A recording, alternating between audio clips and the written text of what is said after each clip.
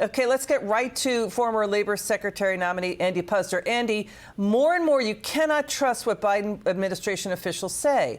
They talk like propagandists. We've never seen it this bad, their top spin. This bad jobs report is bad for Kamala Harris. But the White House and Kamala Harris both say that the U.S. is, quote, moving in the right direction. That July number revised down is the worst in nearly 4 years. Yeah, if you look at June's number was revised down in this recent report by 43% from what they originally said it was. So it's almost half of what they claimed. And July's numbers was revised down 22%. These are massive reductions, and the Fed, the financial markets, react to the initial numbers that the Bureau of Labor Statistics, the Department of Labor, comes out with, and they're reacting to numbers that are nowhere close to reality. And even to tie him in a little bit to your earlier interview about immigration, this last month we added 635,000 jobs for people that were immigrants to the United States, and we lost 1.3 million jobs for native-born Americans. So those 500,000 part-time jobs that we added went to immigrants, and the about 500,000 full-time jobs we lost, those were Native Americans. This is a terrible report once you get down into the substance. I mean, let's go through it again. We're in a job slowdown. The manufacturing sector, the second worst performance in 3 years. Biden has only created 147,000 manufacturing jobs after the economy clawed back jobs from the pandemic shutdowns. Biden tweeted out he only created 6 million jobs. Look at that. Not the 16 million he and Kamala Harris have been claiming. That's an overstatement of 10 million jobs. He's below Trump in job creation. Trump created 6.7 million new jobs in his first 3 years. Now, there's also this, Andy. You're going to hear Biden admit the Inflation Reduction Act should not have been called that. He's saying, no, we should have called it something else. By the way, it did not reduce inflation.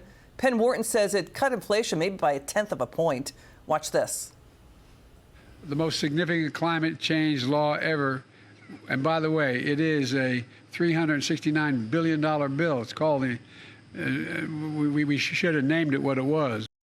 You know, Andy, we've seen this report before. When people go heading out the door, they start telling the truth. Is that what's happening here? Well, that's clearly what's happening. They should have called it the Inflation Reactivation Act. I mean, it didn't reduce inflation at all. I don't care what Penn Wharton says. When the government spends that kind of money, it increases inflation. And that's exactly what happened with the so-called Inflation Reduction Act and the so-called American Recovery Act, where Harris was the tie-breaking vote. I think Joe Biden figures, what the heck, I'm out of here. They pushed me out. I might as well tell the truth about a couple of things. I think anybody who listens to the Democrats' talking points on the economy and takes them seriously really doesn't deserve any credibility, because you can't believe what these people are saying about the economy. Yeah, you know who's not believing them? Believe your wallet. Yeah, you know who's not. Believe your wallet. Believe the prices. Don't believe these guys. Right. You know who's not believing them is Harvard's Ken Rogoff. Ken Rogoff is now saying we are stuck with higher rates and higher inflation for some time. Show the people who are Democrat-leaning economists like Larry Summers, Jason Furman, Steve Ratner, all say what you say, that inflation is fueled by government overspending. It looks like we are on the edge of a recession here. Show the people who are saying that, if we've got that full screen. What do you think? Final word, Andy. Look, even if we're not technically in what an economist would call a recession, because they keep changing the rules to make it so Democrats don't go into recessions, but even if we're not technically in one, the American people know we're in one. Their credit cards are maxed out. Their savings accounts are so low, there's hardly any money left in them. Their wages have not kept up with inflation. They're shocked every time they go to the grocery store or the gas station. These people are living through an actual recession, even though they may not be in a technical recession yet. All right. Andy Puzder, thanks for being with us tonight. We appreciate you so much. Thanks, Liz. Good to be here.